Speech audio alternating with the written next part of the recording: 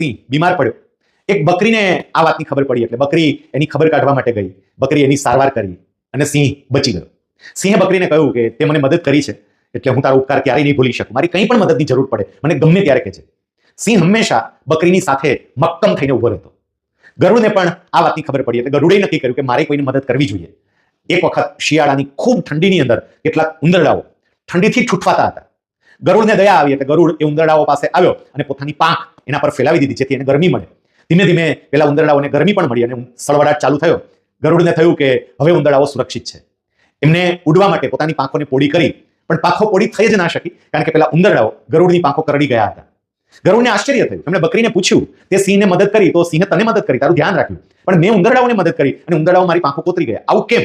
બકરીએ કહ્યું મદદ કરવી પણ સિંહને કરવી, ઉંદરડાઓને નહીં.